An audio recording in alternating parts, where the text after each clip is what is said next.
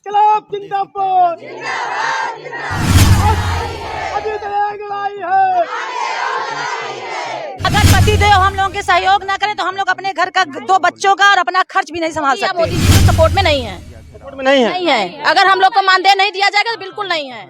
हम लोग के साथ अन्याय हो रहा है, अगर न्याय वो करेंगे तब हम लोग रहेंगे। संगिनी का, क्योंकि हम लोग जहाँ कोई अधिकारी, चाहे वो योगी जी हो चाहे वो मोदी जी हो, जहाँ वो लोग नहीं पहुँच पाते वहाँ हमारी आशाएं पहुँचती हैं, वहाँ हम लोग पहुँचते हैं। एक एक घर में एक एक बच्चों का सारा सबका ध्यान हम लोग रखते हैं। फिर हम लोगों को मानदेय क्यों नहीं दिया जा रहा है? नहीं है, न बैठने की, न चलने की, न किसी चीज की नहीं। आशा जैसे एक फालतू, इतना तो एक लेबर का भी इज्जत नहीं होगा जितना आशा की इज्जत है। आए यहाँ से डांट फटकार के कोई भी अगर थोड़ा सा भी इधर उधर हो गया तो डांट, कोई इज्जत नहीं है आशा की। तो आशा को भी सम्मान मिलना चाहिए। रही है 2000-3000 में काम चलेगा? कोई भी काम हम लोग चाहे कि अगर हम लोग कर ले तो हम लोग नहीं कर पा रहे हैं।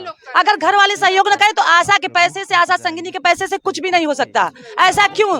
संतुला के डंडा मरवाएंगे। डंडा मरवा। हाँ, बोल रहे हैं, पुलिस बोला है, यही अंदर से बोले हैं अधिकारी लोग। सर तो पहले तो अस्थायी कर्मचारी का दर्जा दें और कम से कम 21,000 हम लोगों का वेतन दें। और आशा लोग इतनी बड़ी महामारी में इतना हम लोग मिल के सारा काम किए। कोविड की महामारी में जहाँ कोई नहीं जाता था वहाँ घर घर आशा लोग जाती थी।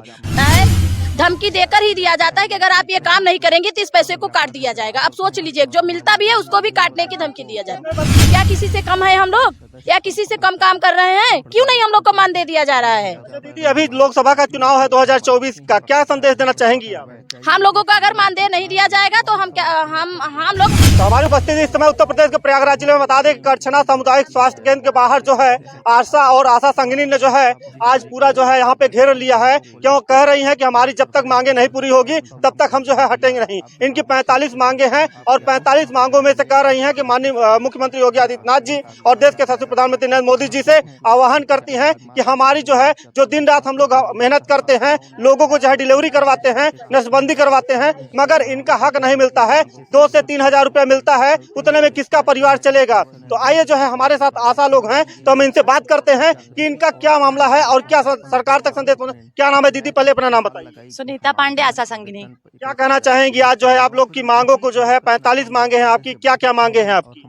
हम लोग चाहते हैं कि हमारी आशा लोग, हम लोग जब रातों दिन काम करते हैं तो हम लोग को पहले तो अस्थायी कर्मचारी का दर्जा दें और कम से कम 21,000 हम लोगों का वेतन दें। और आशा लोग इतनी बड़ी महामारी में इतना हम लोग मिल के सारा काम किए। कोविड की महामारी में जहाँ कोई नहीं जाता था वहाँ घर घर आशा लोग जाती थी। 200 मीटर की दूरी पे हम लोग सारे घर का सर्वे करते थे। तो सरकार क्यों नहीं समझती थी? हम लोग का कोई टाइम भी नहीं फिक्स है, 24 घंटे है। चाहे घर में कोई समस्या हो, चाहे छोटे छोटे सबके घर में बच्चे हैं, घर में परिवार है, लेकिन हम लोग सारे लोग आशा संगिनी मेहनत कर रहे हैं। तो उसका सरकार क्यों नहीं हम लोगों को मानदेय दे रही है? 2000-3000 में काम चलेगा? कोई भी काम हम लोग चाहे कि अगर हम लोग कर ले तो हम लोग नहीं कर पा रहे हैं। अगर घर वाले सहयोग न करें तो आशा के पैसे से, आशा संगिनी के पैसे से कुछ भी नहीं हो सकता। ऐसा क्यों? सरकार एक सवाल और पूछना चाहेंगे। अगर रास्ते से आप लोग गुजरती होंगी तो गांव के लोग भी मतलब ताने मारते होंगे कि बैग लेके जो है चल दी हैं। जी हाँ, कि हाँ ये लोग तो और गांव रोज रोज घूमती हैं। यहाँ से प्रेशर है कि काम करो। और गांव के लोग हम लोगों को हे दृष्टि से देखते हैं कि आशा लोग कहाँ बस यही काम हो गया कि घर घर घूमे। तो इसके लिए सरकार हम लोगों के लिए कुछ सोचे। अगर नहीं सोच रही है तो हम लोग ऐसे धरना करेंगे, काम करना बंद कर देंगे। अभी आपने देखा ही होगा कि इको गार्डन में जो है आशा लोगों ने जो है वहाँ पे धरना दिया था। उसके बाद वहाँ पे 3 दिन का वहाँ पे धरना चला था। 75 जिलों से जो है तीन बार में जो है 25 जिलों से जो है वहाँ पे पहुंची थी। अपनी मांगों को लेकर जो है सरकार तक बात पहुँचाने का काम किए हैं। बता दें कि यहाँ सब लोग जो है इनके पास दुख है, इतना दुख है क्योंकि बता रही हैं कि 2000 से 3000 में हमारा परिवार कैसे चलेगा। एक प्राइवेट स्कूल में जो है बच्चा पढ़ने जाता है तो उसका जो है कपड़ा हो जाता है और बैग हो जाता है। आशा के लिए कोई सुविधा नहीं है, न बैठने की, न चलने की, न किसी चीज की नहीं। आशा जैसे एक फालतू, इतना तो एक लेबर का भी इज्जत नहीं होगा जितनी आशा की इज्जत है। आए यहाँ से डांट फटकार के कोई भी अगर थोड़ा सा भी इधर उधर हो गया तो डांट, कोई इज्जत नहीं है आशा की। तो आशा को भी सम्मान मिलना चाहिए। आपको सम्मान नहीं मिलता? नहीं।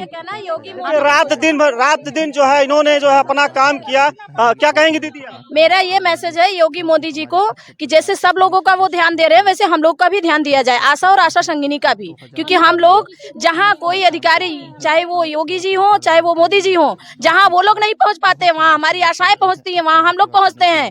एक एक घर में एक एक बच्चों का सारा सबका ध्यान हम लोग रखते हैं। फिर हम लोगों को मानदेय क्यों नहीं दिया जा रहा है? क्या किसी से कम है हम लोग, या किसी से कम काम कर रहे हैं? क्यों नहीं हम लोग को मानदेय दिया जा रहा है? अच्छा दीदी, अभी लोकसभा का चुनाव है 2024 का, क्या संदेश देना चाहेंगी आप? हम लोगों को अगर मानदेय नहीं दिया जाएगा तो हम लोग योगी या मोदी जी को सपोर्ट में नहीं है, सपोर्ट में नहीं है। नहीं है। अगर हम लोग को मानदेय नहीं दिया जाएगा तो बिल्कुल नहीं है।